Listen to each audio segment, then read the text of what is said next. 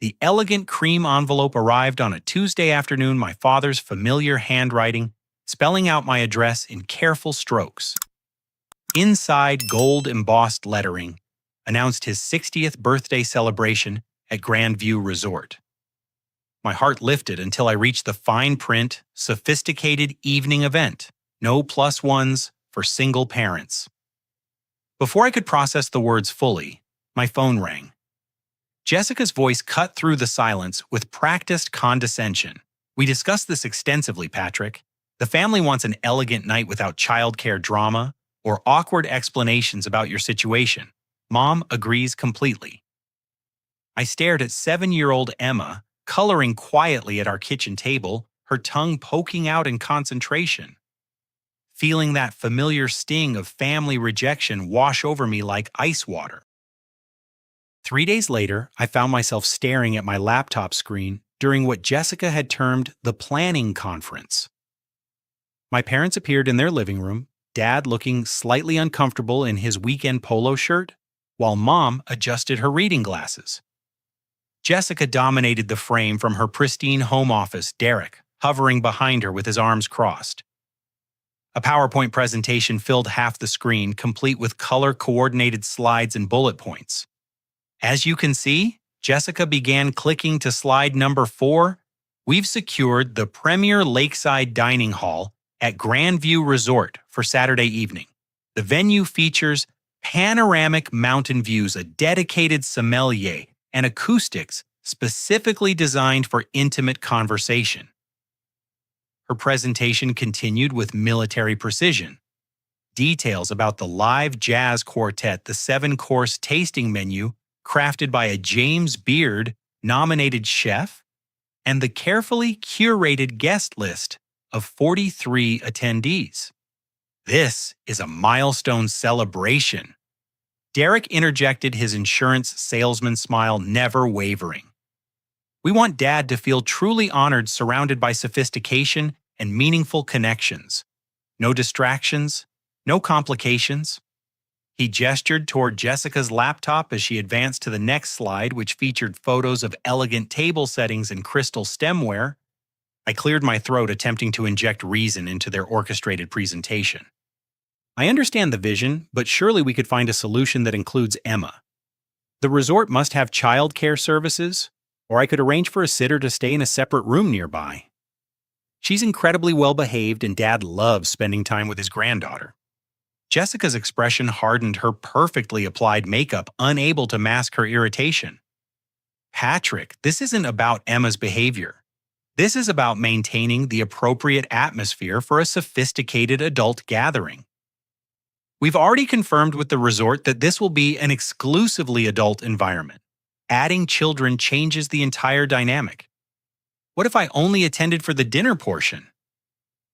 I suggested scrambling for compromise. Emma could stay with her mother that evening, and I could join you for just the main celebration.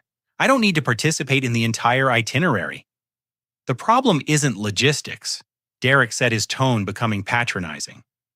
The problem is that we've planned this as a cohesive experience. Every element has been carefully coordinated to create a specific ambiance. We can't start making exceptions without undermining the whole concept. Mom finally spoke, her voice carrying that particular inflection she used when avoiding confrontation. "Sweetheart, we just think it would be easier for everyone if you could attend without worrying about arrangements for Emma. You deserve a night to relax and enjoy yourself as an adult, not as a parent constantly managing schedules." The words stung because they revealed how my family viewed my life since the divorce.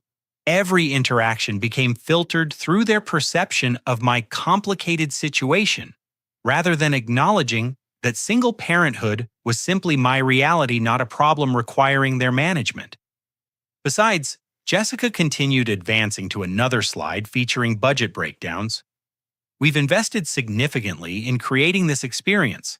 The total cost is approaching $12,000, which represents a substantial commitment from all of us.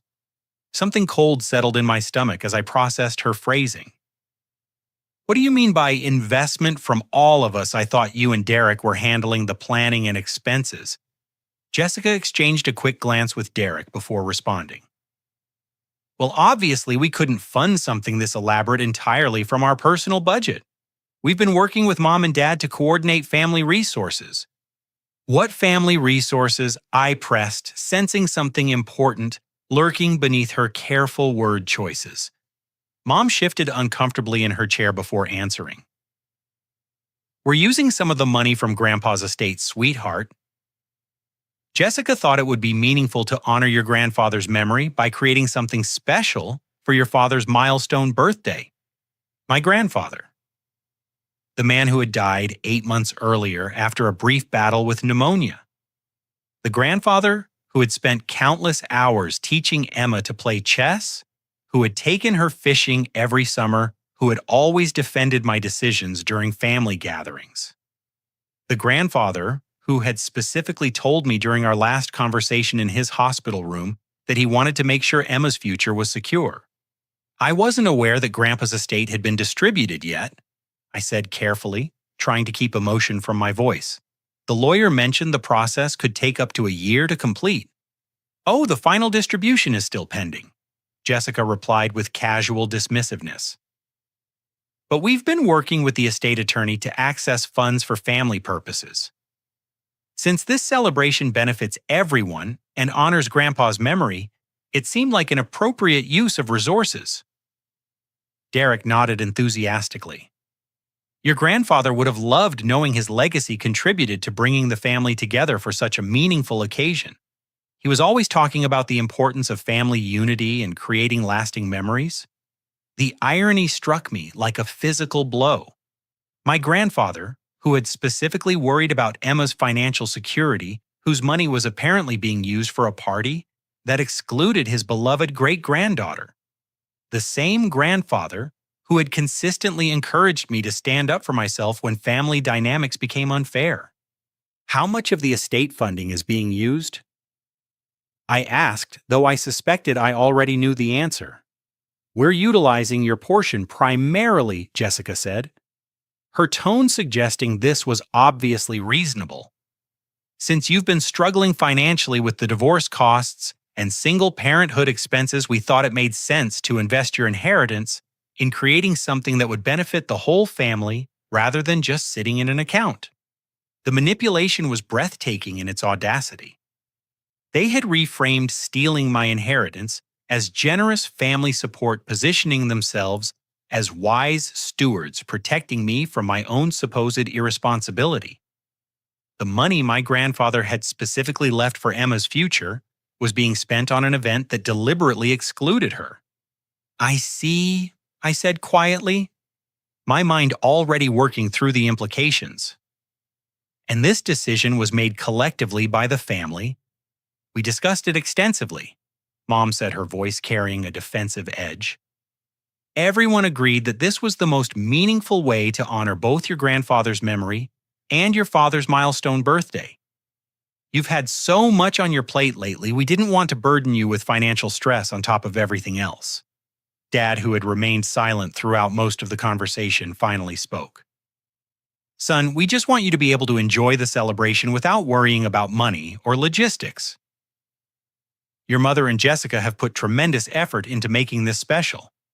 I looked at Emma's artwork taped to the wall behind my laptop, crayon drawings of our family, including detailed portraits of great-grandpa with his fishing hat and kind smile, the same great-grandfather whose legacy was funding a party she wasn't allowed to attend. I understand, I said finally. You're right that this eliminates any financial concerns on my part. I'll plan to attend alone as requested. Jessica's relief was visible. Perfect. We'll send you the complete itinerary and dress code requirements. This is going to be such a wonderful celebration, Patrick. Dad deserves something truly special, and we're going to deliver exactly that. As the video call ended, I sat in my kitchen listening to Emma humming while she colored. She was working on a birthday card for her grandfather, carefully writing, "Happy Birthday, Grandpa," in her best 7-year-old handwriting. Inside, she had drawn a picture of the two of them fishing together, complete with a cooler full of sandwiches and her grandfather's patient smile as he helped her bait her hook. The card would never be presented at his sophisticated adults-only celebration. but I was beginning to formulate a plan that would ensure Emma's great-grandfather's true legacy wasn't forgotten. Monday morning found me in the offices of Blackwood, Harrison and Associates, sitting across from James Blackwood, the estate attorney who had handled my grandfather's will. The building's mahogany-paneled conference room felt formal and intimidating, but James himself was a soft-spoken man in his 60s who had genuinely cared about my grandfather. I'm concerned about some inconsistencies regarding the estate distribution. I began pulling out the notes I'd taken during the family video call. My sister mentioned that funds are being accessed for family purposes, but I haven't received any formal documentation about partial distributions. James frowned, opening the thick file folder bearing my grandfather's name. That's unusual, Patrick.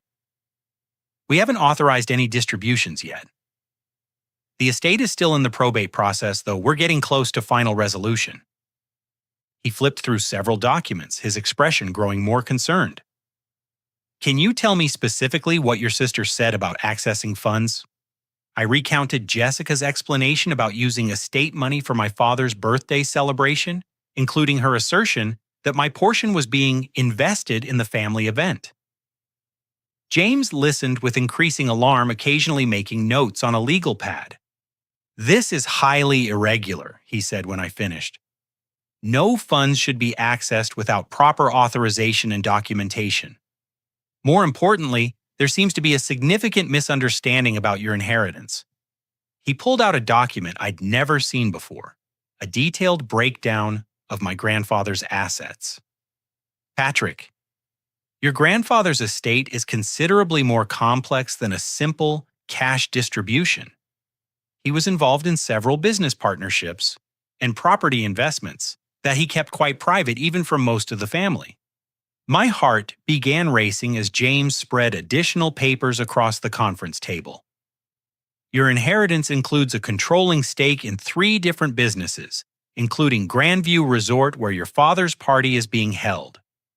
Your grandfather became a silent partner in the resort 12 years ago, and his shares transferred directly to you upon his death. The room seemed to tilt slightly as I processed this information. I own Grandview Resort. You own 51% of Grandview Resort, James clarified, along with controlling interests in a commercial property management company and a small chain of family restaurants throughout the state. Your grandfather specifically structured these bequests to provide you with ongoing income rather than just a lump sum. He was concerned about Emma's long-term financial security. I thought about my grandfather's frequent comments about building something that lasts and his questions about my post-divorce financial planning. He had never mentioned business ownership, but he had always emphasized the importance of creating stability for Emma's future. Why wasn't I informed about these business interests? I asked, though I suspected I already knew the answer. James looked uncomfortable. Your sister has been serving as the family liaison for estate matters. All communication about the business transfers was supposed to go through her to you. She acknowledged receiving the documentation about the resort ownership and confirmed that she would coordinate with you about assuming your responsibilities. The betrayal was even deeper than I had imagined. Jessica hadn't just hidden my business inheritance. She had been actively communicating with the estate attorney while keeping me completely uninformed. She had spent months positioning herself as the responsible family member, managing complex legal matters while portraying me as too overwhelmed with personal problems to handle such responsibilities. I need to contact the resort immediately, I said. If I'm the controlling owner, I should be involved in any major events or bookings. James nodded. I'll provide you with all the documentation proving your ownership. You'll also want these financial statements showing the resort's profitability. It's been quite successful, particularly during peak tourist seasons. As I reviewed the financial documents, I realized my grandfather had left me far more than I could have imagined. The resort alone generated enough income to ensure Emma's college education would be fully funded with substantial surplus for our daily expenses. The other business interests provided additional security that would allow me to make choices based on what was best for Emma, rather than what was financially necessary. "There's one more thing," James said, pulling out a sealed envelope with my name written in my grandfather's handwriting. He left specific instructions that this should be given to you once you learned about the business inheritance. Inside my grandfather's familiar cursive writing filled 2 pages of his personal letterhead. The letter began with his characteristic warmth but quickly became more serious. "Patrick, if you're reading this, then you've discovered that your inheritance is more complicated than your family probably expected. I've structured things this way because I believe you're the only one who truly understands what family should mean. You've always protected Emma while maintaining your integrity, even when it would have been easier to compromise your principles. The businesses I'm leaving you aren't just financial assets. They're tools for maintaining family relationships on your own terms. I've watched how certain family members try to control others through financial manipulation, and I wanted to ensure you'd never be vulnerable to that kind of pressure. Use these resources wisely, but don't let them change who you are. Emma is lucky to have a father who puts her well-being above social expectations. I trust you to honor both her future and our family's better angels." The letter concluded with specific instructions about contacting the resort manager and assuming active ownership responsibilities. My grandfather had anticipated exactly what would happen, and he had quietly arranged for me to have the tools necessary to protect Emma and myself. I left James's office with a briefcase full of legal documents and a completely different understanding of my situation. Jessica hadn't just stolen from me. She had unknowingly organized my father's birthday party at a resort I actually owned, using money that belonged to me to fund an event designed to exclude my daughter. My first call was to Grandview Resort. The receptionist connected me with David Chen, the general manager who had been expecting my contact for months. "Mr. Sullivan, I'm so relieved to finally speak with you directly," David said, his voice carrying evident frustration. "I've been trying to coordinate with your sister about your ownership transition, but the communication has been quite challenging." "What kind of challenges?" I asked, though I was beginning to anticipate his answer. "Well, she's been making requests and demands as if she represents your interests, but some of her requirements have been quite unusual. For your father's birthday celebration, she specifically requested that we relocate any families with children from the dining areas visible from their private room. She also asked us to ensure that our evening entertainment would be sophisticated and mature, with no family-friendly elements." The picture became even clearer. Jessica hadn't just excluded Emma from the party, she had tried to sanitize the entire resort environment to eliminate any reminder that families with children existed. She also questioned our child safety policies and suggested we might want to implement adult-only time periods in certain areas, David continued. "I explained that we're a family-friendly resort and can't discriminate against guests with children, but she seemed quite insistent. I'll be coming to the resort this week to discuss the transition and review current operations," I said. "I'd also like to understand exactly what arrangements have been made for my father's celebration. Of course, I should mention that your sister has booked the presidential suite for herself and her husband, though I believe she may not be aware that it's actually the owner's private residence. The previous owner always stayed there when visiting, and I assumed you'd want the same arrangement." The irony was perfect. Jessica had inadvertently booked herself into accommodations that actually belonged to me, probably at a premium rate that would be charged against my inheritance money. "Actually, I'll be staying in the presidential suite myself," I said. "Please move my sister's reservation to your finest standard accommodation and ensure she's not charged for the change. I'll handle any questions she might have about the modification." "Understood, Mr. Sullivan. Will you be bringing your daughter? I understand from our previous conversations with your grandfather that he was quite fond of her." "Yes," I said, feeling a sense of rightness settle into place. "Emma will definitely be joining me." As I hung up the phone, I realized my grandfather's wisdom extended far beyond financial planning. He had given me not just the resources to protect my family, but the opportunity to demonstrate what family should actually mean. Jessica's sophisticated, adults-only celebration was about to encounter some very unsophisticated reality. The next 3 days were spent coordinating with David and the resort staff, reviewing business operations and preparing for a confrontation that was 8 months overdue. My grandfather had trusted me to use these tools wisely, and I intended to honor both his memory and his great-granddaughter's place in our family story.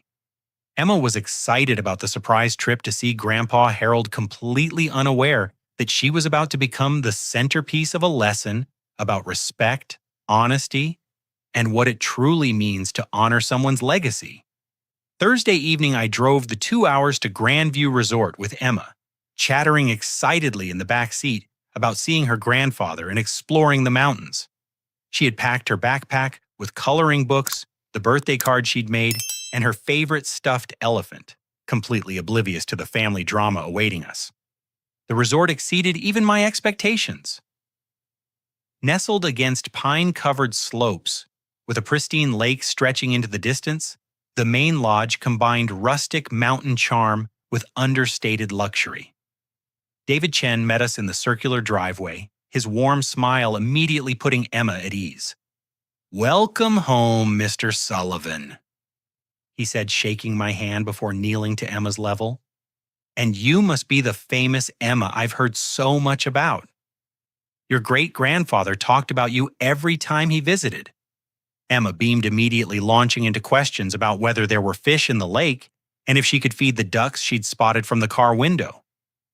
David answered each question with genuine enthusiasm while leading us through the lodge's main level. "The presidential suite is on the top floor," he explained as we rode the elevator. "It has a private balcony overlooking the lake and a separate living area where Emma can play while still being part of any conversations." The suite was magnificent, floor-to-ceiling windows, a stone fireplace, and furnishings that managed to be both elegant and comfortable. Emma immediately claimed the window seat, pressing her nose against the glass to watch boats moving across the lake below. "Your grandfather designed this space specifically for family visits," David said quietly while Emma was distracted. "He always said the most important business happened when families felt comfortable enough to be themselves." Over dinner in the resort's main restaurant, David briefed me on the Saturday evening arrangements, while Emma worked on a new coloring page. "Your sister has been quite specific about the setup. She's requested that we close the lakeside dining room to other guests during their event, despite it being one of our busiest areas on Saturday evenings." "What does that mean for other families who had reservations?" I asked, watching Emma carefully color within the lines of a mountain landscape. "We've had to relocate about 15 families to alternative dining options, some at reduced rates to compensate for the inconvenience. Several guests were disappointed, particularly those who had requested lakeside tables specifically to celebrate their own special occasions." The selfishness of Jessica's demands became even more apparent. She hadn't just excluded Emma from the family celebration, she had displaced other families to create her vision of sophisticated exclusivity.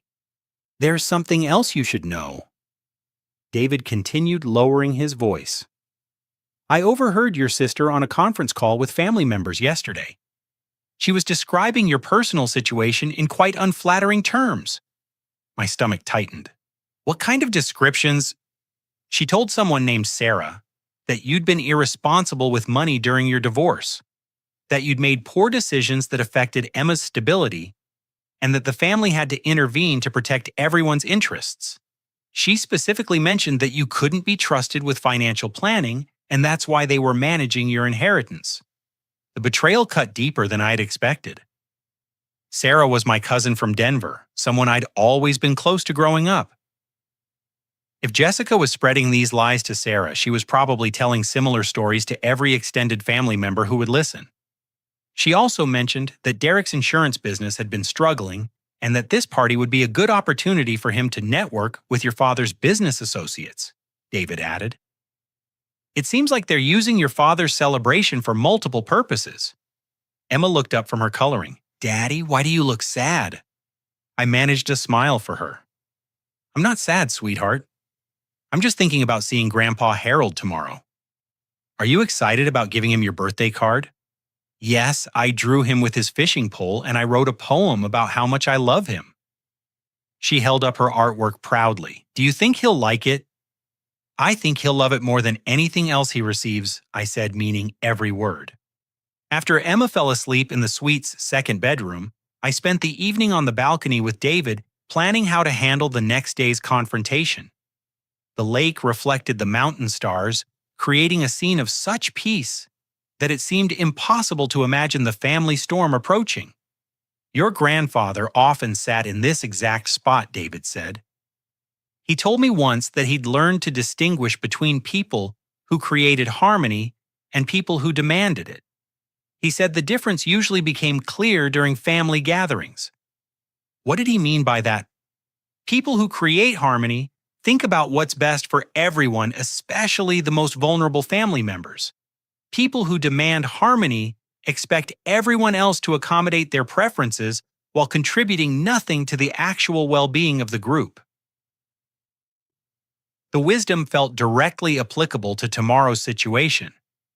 Jessica demanded harmony by excluding Emma and controlling financial resources, while my grandfather had created harmony by ensuring Emma's security and giving me the tools to protect our family relationship. There's one more detail about tomorrow that you should know, David said. Your sister specifically requested that if any children appeared near the dining area during their celebration, security should quietly relocate them to other parts of the resort. She said it was important to maintain the sophisticated atmosphere they'd paid to create. She wants children removed by security. Those were her exact instructions. She emphasized that this was a premium event and that any disruptions should be handled immediately and discreetly. I thought about Emma's excitement to see her grandfather, her carefully prepared birthday card, and her complete innocence about family politics. Tomorrow, Jessica intended to have security remove her own niece to protect the atmosphere of a party funded by money that belonged to Emma's future. I think it's time for my sister to learn what customer service really means when you're dealing with the actual owner, I said. David smiled. I've been looking forward to this conversation for months, Mr. Sullivan. Your grandfather would be proud of how you're handling this situation. I hope so. He always taught me that families should protect each other, especially the most vulnerable members. Tomorrow we're going to see if the rest of the family remembers that lesson. As I prepared for bed, I checked on Emma one more time. She was sleeping peacefully, her birthday card for Grandpa Harold on the nightstand beside her, completely trusting that tomorrow would bring joy and family connection. I intended to make sure that's exactly what she received regardless of what Jessica had planned. Saturday evening arrived with the kind of perfect mountain weather that made the resort's lakeside setting look like a postcard. Emma and I spent the afternoon exploring the grounds, feeding ducks, and visiting the resort's small game room, where she made friends with two other children whose families were staying for the weekend. At 5 o'clock, I helped Emma into the dress she'd chosen for Grandpa Harold's party, a blue sundress with white flowers that she'd picked out specifically because Grandpa says blue is his favorite color. She carried her homemade birthday card carefully in both hands as we walked toward the main lodge. The lakeside dining room had been transformed into an elegant celebration space. Round tables draped in cream linens surrounded a head table positioned to maximize the mountain lake view. Fresh flower arrangements and flickering candles created the sophisticated ambiance Jessica had envisioned. A jazz quartet played softly near the stone fireplace while guests mingled with cocktails and conversation. I recognized most of the faces: aunts, uncles, cousins, and family friends I hadn't seen since my grandfather's funeral. Emma immediately spotted her grandfather across the room and tugged on my hand. There's Grandpa Harold. Can I give him my card now? Let's wait just a few minutes, sweetheart. Let Grandpa finish talking with his friends first. Jessica appeared almost immediately, looking stunning in a black cocktail dress that probably cost more than my monthly grocery budget. Her smile faltered slightly when she saw Emma, but she quickly recovered her composure. Patrick, you look wonderful. And Emma, what a pretty dress. Her tone was warm enough to avoid seeming rude, but I caught the slight edge of irritation. "I thought you were coming alone this evening." "Plans changed," I said simply. Emma was so excited about giving Grandpa Harold his birthday card, I couldn't leave her behind. "Of course, but we discussed the nature of this celebration. This really isn't an appropriate environment for children." Emma looked up at Jessica with confusion. "But it's Grandpa's birthday party. I made him a special card." Before Jessica could respond, my cousin Sarah approached with her husband Mike. I hadn't seen Sarah in almost a year, and her greeting felt noticeably cooler than our usual warm relationship. "Patrick, how are you managing everything?" she asked, her tone suggesting she already knew the answer wasn't good. "We've been so worried about you since the divorce." "Actually, things have been going really well," I said. "Emma and I have found our rhythm, and we're both doing great." Sarah exchanged a glance with Jessica that I wasn't supposed to notice. "That's good to hear. Jessica mentioned you've been having some financial challenges. It's nice that the family can support you during this difficult time." The manipulation was beginning immediately. Sarah had clearly been briefed on Jessica's version of my situation, complete with implications that I needed family financial intervention. "I think there may have been some miscommunication," I said carefully. "My financial situation is actually quite stable." "Oh, well, that's wonderful," Sarah said, though her expression suggested she didn't believe me. "Jessica explained about the inheritance trust that's being managed to help with your planning. It sounds like a wise arrangement." Emma tugged on my sleeve. "Daddy, what's an inheritance trust?" Before I could answer, Derek appeared with 2 business associates in tow, clearly using the family celebration as a networking opportunity. "Patrick, I'd like you to meet Tom Bradley and James Morrison from the Colorado Insurance Commission. Gentlemen, this is my brother-in-law. He's been going through some personal transitions, but the family's been helping him get back on his feet." The condescension was breathtaking. Derek was introducing me to potential business contacts as a family charity case, using my supposed difficulties to enhance his own image as a generous family man. Tom Bradley shook my hand with the kind of sympathetic smile usually reserved for disaster victims. "Derek tells us you've been facing some challenges since your divorce. It's great to see family members supporting each other during tough times." "Actually, I'm doing quite well," I said, maintaining my composure for Emma's sake. The divorce was the best decision I could have made, and single parenthood has been incredibly rewarding. James Morrison nodded politely but clearly accepted Derek's narrative over my contradictory statement. "Family support makes all the difference during life transitions." Derek's told us how the family has stepped in to provide guidance and stability. Emma was listening to every word, her 7-year-old mind trying to process why everyone seemed to think her daddy needed help, when she knew perfectly well that he took excellent care of both of them. My father finally spotted us from across the room and approached with genuine pleasure lighting up his face.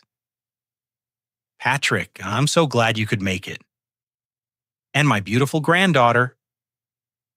He scooped Emma into a hug that made her giggle. "Happy birthday, Grandpa Harold." Emma presented her card with ceremony. "I made this especially for you." Dad opened the card carefully, his face softening as he read Emma's poem and examined her drawing of their fishing trips together. "This is absolutely perfect, sweetheart. This is the best birthday present I could possibly receive." Jessica appeared at Dad's elbow. "Dad, we should probably start moving toward dinner service. The chef has timed everything perfectly, and we don't want the first course to get cold."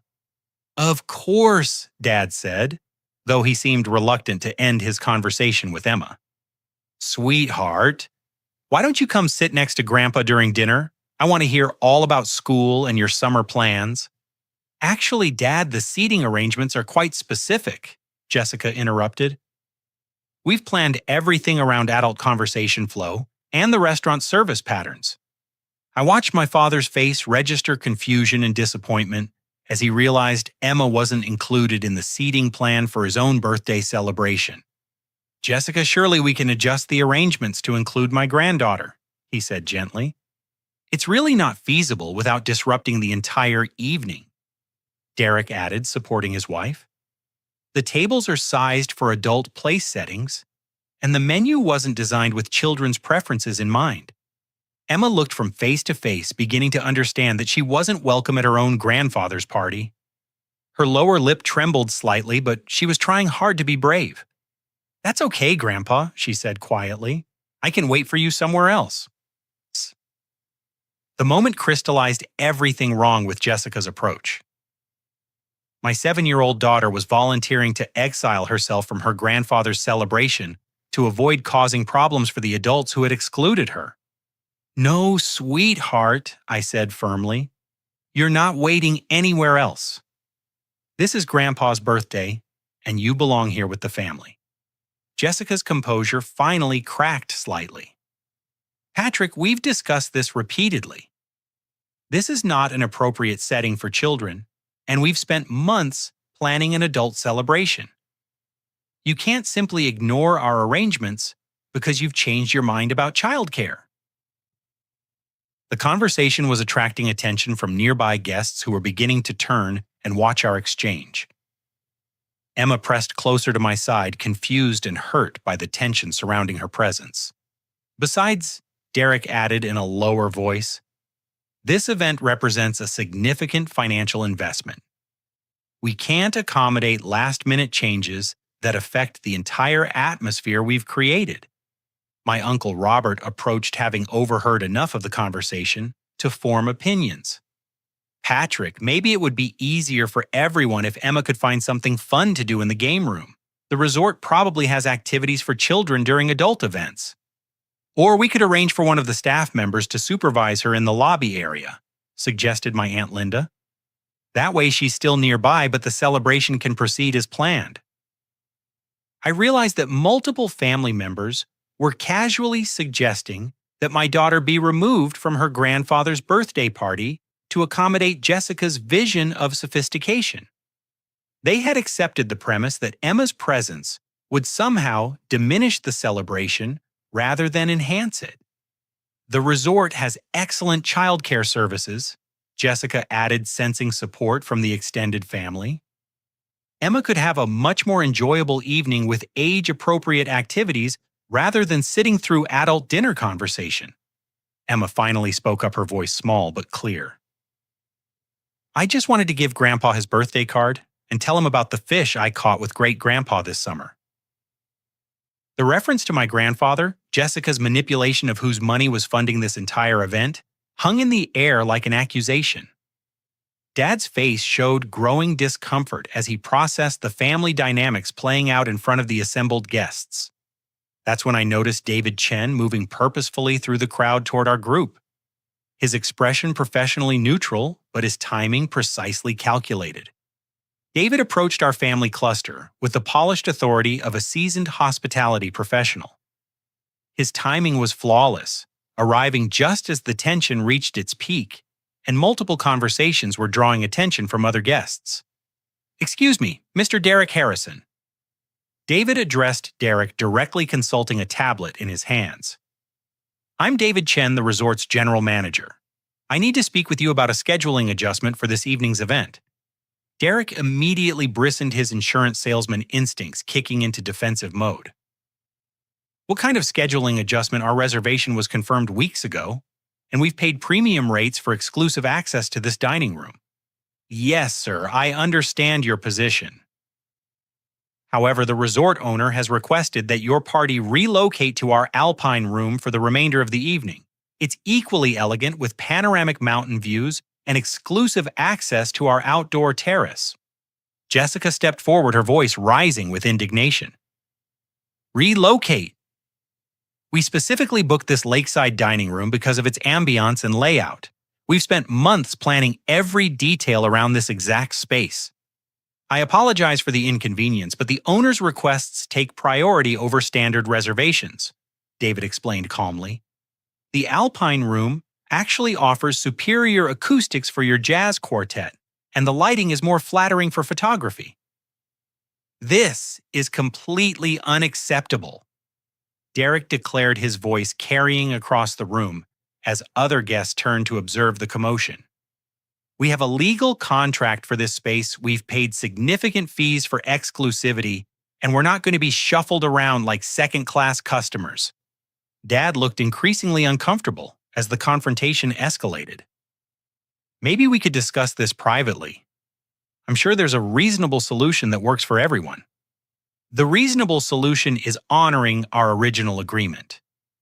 Jessica snapped her composure, finally cracking completely. I want to speak with the owner immediately. This kind of treatment is absolutely unacceptable for a celebration of this importance. Emma pressed even closer to my side, overwhelmed by the angry voices and hostile atmosphere. Her birthday card for Grandpa Harold was getting crumpled in her nervous grip. I understand your frustration, David continued with unflappable professionalism. Would you like me to arrange a meeting with the owner to discuss this situation directly? Yes, immediately, Derek demanded. I want to know exactly why we're being treated this way, and I want assurance that this won't affect the quality of service for the remainder of our event. Jessica nodded emphatically. Bring the owner here right now. This is a family milestone celebration, with 43 guests, including business associates and extended family members. The owner needs to understand the level of service we expect for premium rates. I'll also be filing complaints with the State Tourism Board and posting detailed reviews on every travel website, Derek threatened. This kind of arbitrary treatment is completely unprofessional. Dad reached for Derek's arm. Let's not escalate this unnecessarily. I'm sure we can work something out. No, Harold, this is about principle, Jessica declared. We've planned this celebration for months, invested thousands of dollars, and coordinated schedules for dozens of people. The resort can't simply change the terms because they feel like it. My cousin Sarah and her husband Mike had joined the growing circle of onlookers, along with several of Dad's business associates and other family members. The confrontation was becoming a public spectacle that was exactly what Jessica had tried to avoid by excluding children. The owner is actually present at the resort this evening, David informed them. He's been observing the celebration from the presidential suite. I can arrange for him to address your concerns directly if you'd prefer. Perfect, Derek said, crossing his arms in a gesture of aggressive expectation. Tell him we expect an immediate explanation and a satisfactory resolution. We're not going to accept being treated like ordinary customers when we've paid for premium service. Actually, the owner is right here in this room, David said, his professional demeanor giving way to a slight smile. Mr. Patrick Sullivan, would you like to address these concerns directly? The silence that followed was absolute and devastating. Jessica's face went through a rapid sequence of emotions: confusion, recognition, disbelief, and finally dawning horror as she processed what David had just announced. Derek's mouth fell open as he stared at me, his aggressive posture deflating like a punctured balloon. The business associates he'd been trying to impress watched with fascination as the family dynamics exploded into public view. Dad looked completely bewildered. Patrick? What's he talking about? Emma, still clutching her birthday card, looked up at me with wide eyes. Daddy, are you the owner of this whole place? My cousin Sarah stepped backward, her expression shifting from condescension to mortification as she realized the implications of her earlier comments about my financial struggles. I think there's been some confusion about my circumstances, I said quietly, my voice carrying clearly in the stunned silence. David, perhaps we should move this conversation to a more private setting. No, Jessica said, her voice barely above a whisper. This can't be right. Patrick doesn't own anything. He's been struggling financially since the divorce. The family's been managing his inheritance because he can't handle complex financial decisions.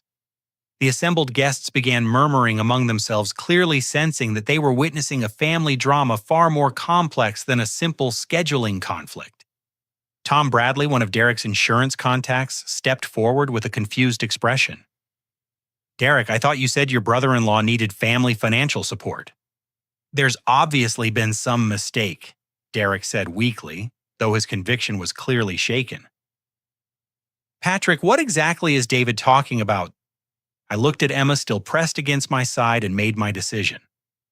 My grandfather's letter had emphasized the importance of using these resources to maintain family relationships on my own terms, protecting Emma while demonstrating what family should actually mean. Grandpa, are you still having your birthday party? Emma asked, completely focused on what mattered most to her. Dad knelt down to Emma's level, his voice gentle despite the chaos surrounding them. Of course, sweetheart. This is still my birthday, and you're still the most important guest here. Mr. Sullivan. David said formally, "Would you like me to explain the situation to your family?" I looked around the circle of faces, some confused, some embarrassed, some clearly calculating the implications of this revelation. Jessica's face had gone pale as she began to understand the magnitude of her miscalculation. "I think it's time for some honesty," I said. "But first, Emma has something important to give her grandfather."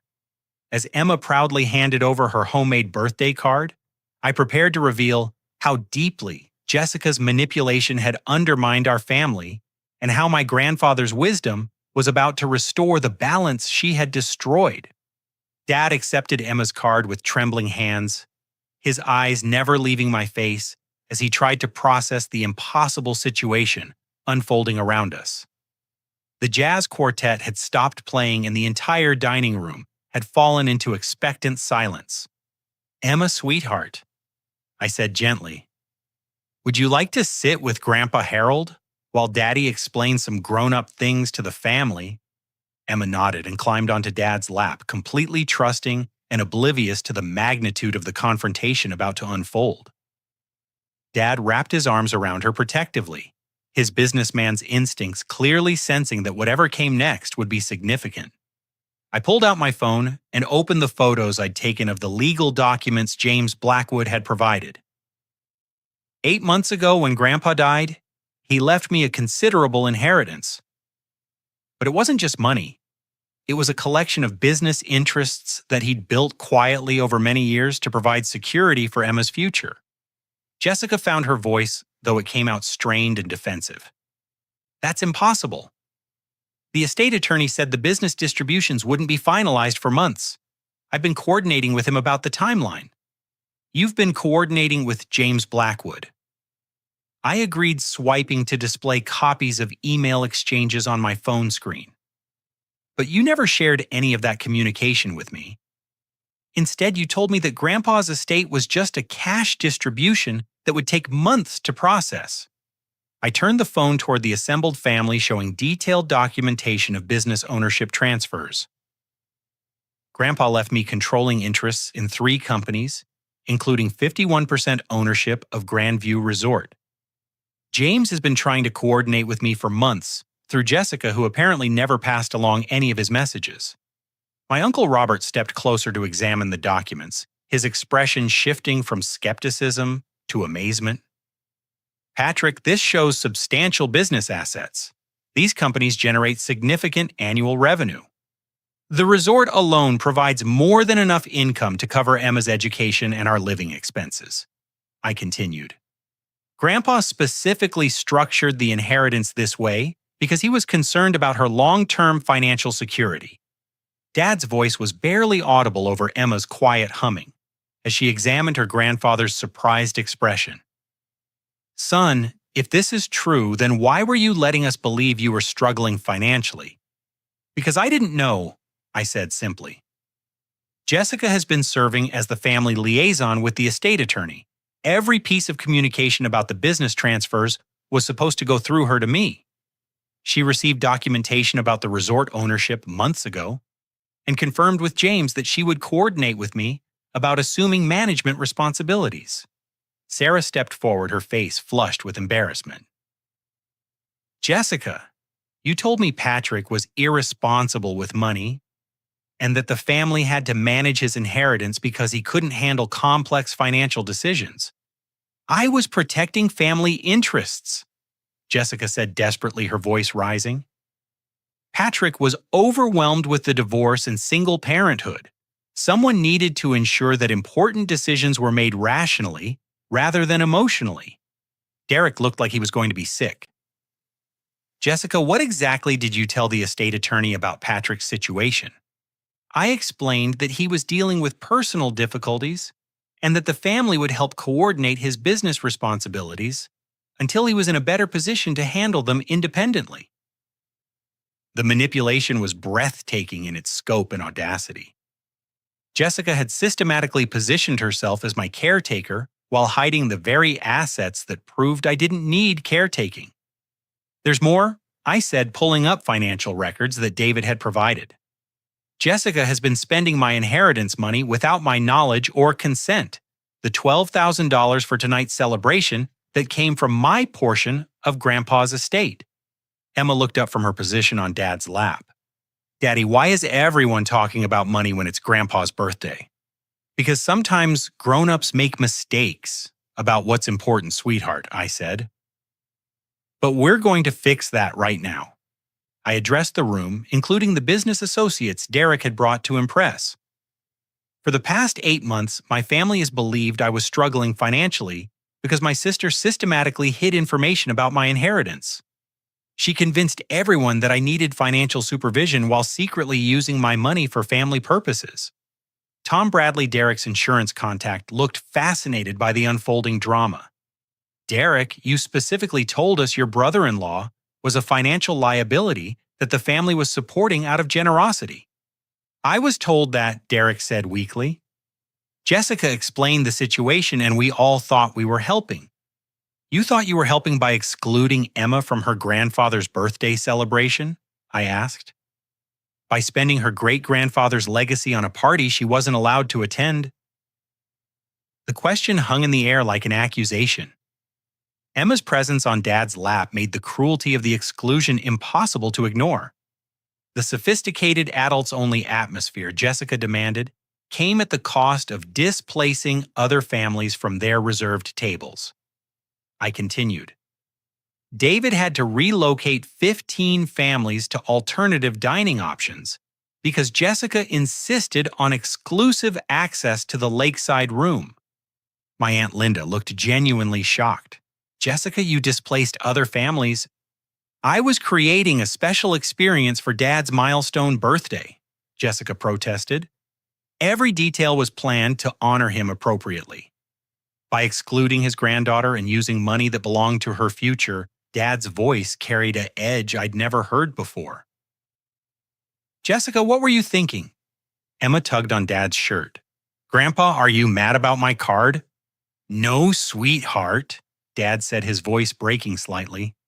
Your card is perfect. I'm not mad at you at all. I pulled up the final piece of documentation, my grandfather's personal letter about family integrity and protecting vulnerable members. Grandpa saw this coming, I said.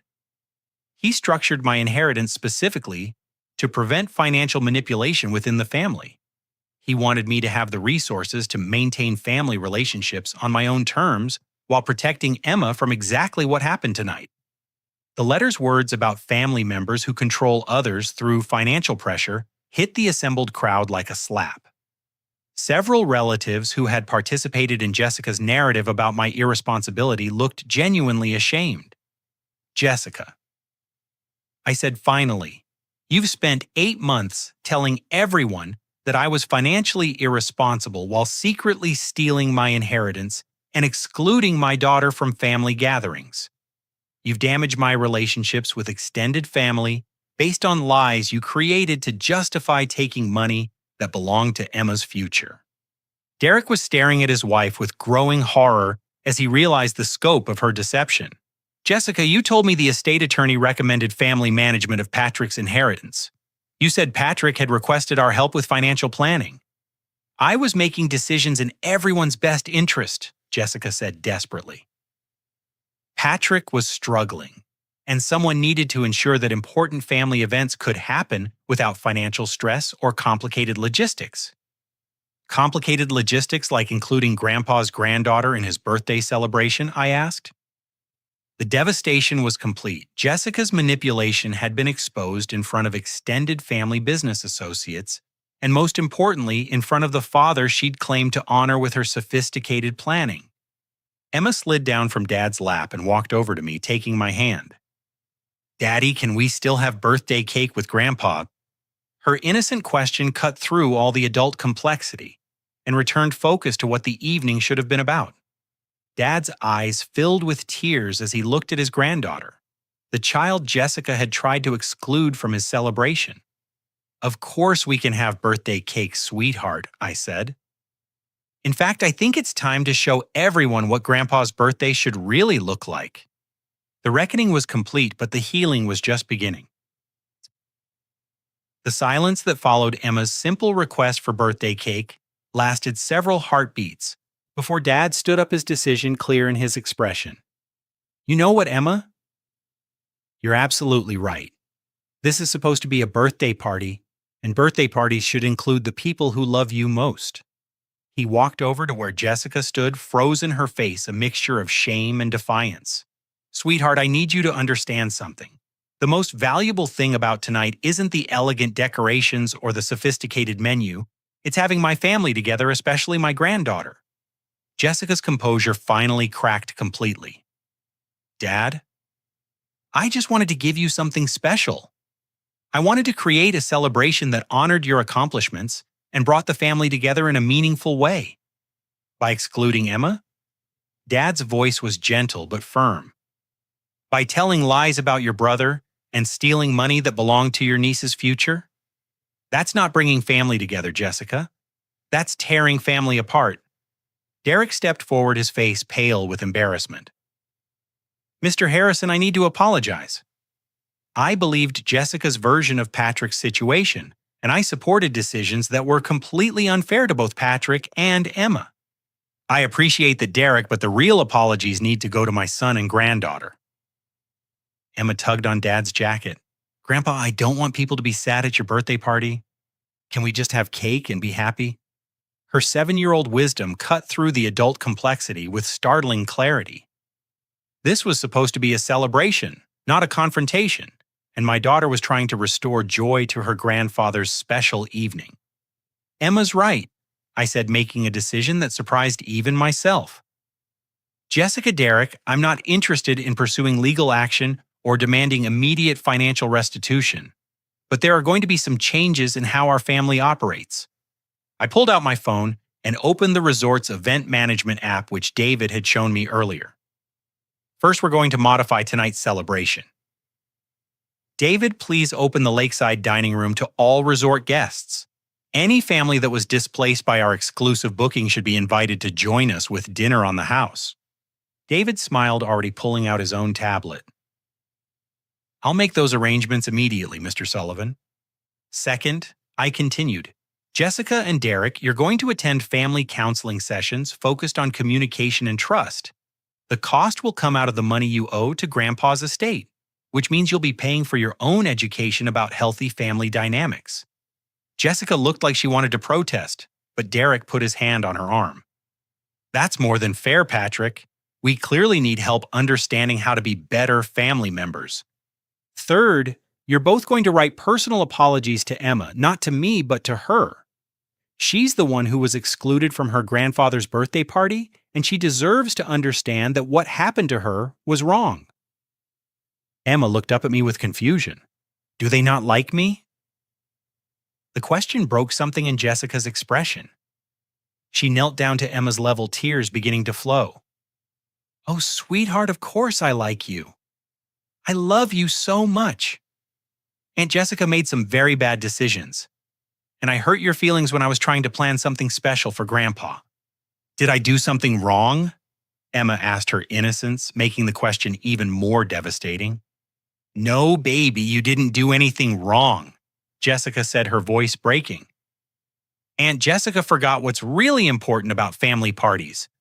Dad wiped his eyes, clearly moved by watching his daughter take responsibility for her mistakes. "Emma, would you help Grandpa with something important?" "What?" "I want to change this party so it's the kind of celebration great-grandpa would have loved. He always said the best parties were when all the generations could enjoy themselves together. Can you help me make sure tonight is that kind of party? Emma brightened immediately.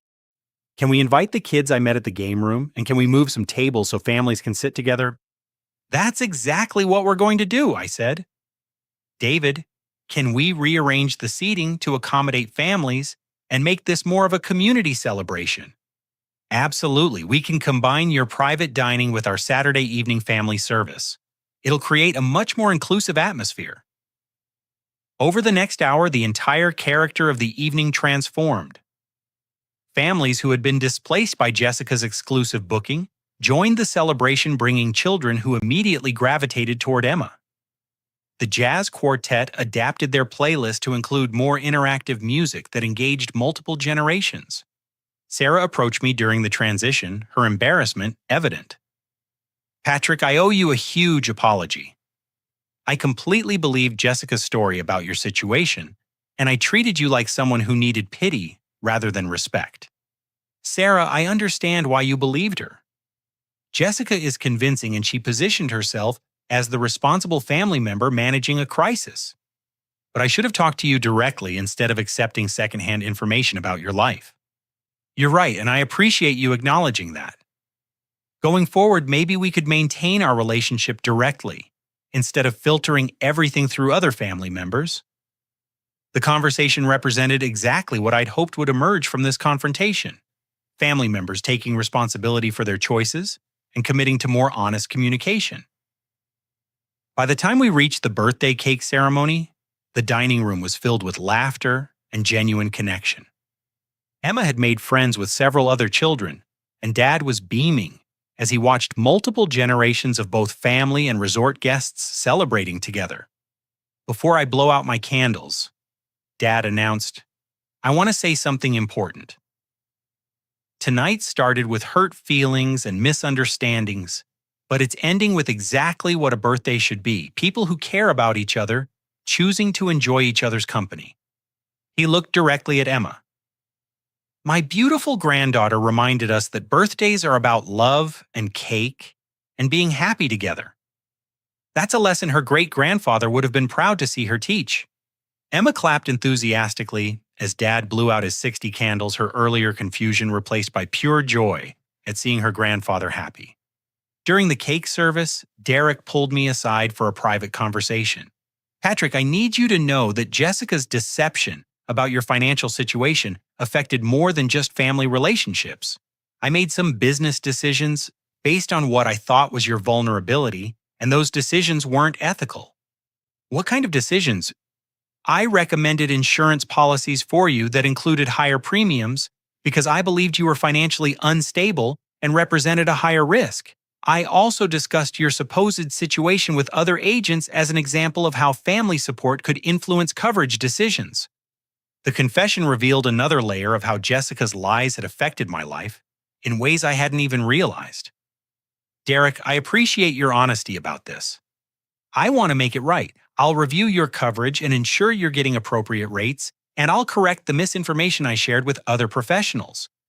As the evening wound down, Jessica found a quiet moment to approach Emma and me together. Patrick, I know apologies aren't enough to fix what I've done. I convinced myself that I was protecting family interests, but I was really protecting my own need to be in control. Emma looked up at her aunt with the directness that only children possess. Why did you say I couldn't come to Grandpa's party? Because I thought adult parties should only have adults, and I forgot that you're one of the most important people in Grandpa's life. I made a mistake and I hurt your feelings. Are you going to remember that I'm important next time? Yes, sweetheart. I'm going to remember that family parties should include all the family, especially you. Emma considered this seriously before nodding. Okay. Do you want to color with me sometime I have new markers? The innocence of her forgiveness brought tears to Jessica's eyes. I would love to color with you, Emma. As we prepared to leave, David presented me with a comprehensive report on the resort's operations and my responsibilities as owner. Your grandfather would be proud of how you handled this situation, he said. He always believed that the best business decisions were the ones that brought people together rather than driving them apart. Emma fell asleep in the car on the drive home, exhausted by the emotional intensity of the evening, but secure in the knowledge that her family loved her and wanted her present at important celebrations. The life lesson my grandfather had intended came through clearly. Real strength isn't about controlling others or manipulating circumstances to match your preferences. Real strength is about protecting the most vulnerable members of your family while maintaining your own integrity, even when that requires difficult conversations and uncomfortable confrontations. Jessica had learned that demanding harmony through exclusion and deception ultimately destroys the very relationships she'd claimed to protect. Dad had learned to distinguish between sophisticated planning and genuine family connection. And I had learned that my grandfather's gift wasn't just financial security, it was the tools necessary to ensure that Emma would always know her place in our family was valued and protected. Most importantly, Emma had learned that when adults make mistakes, they can acknowledge those mistakes and work to fix them. She had seen her family choose love over pride, inclusion, over exclusivity, and honesty over comfortable deception.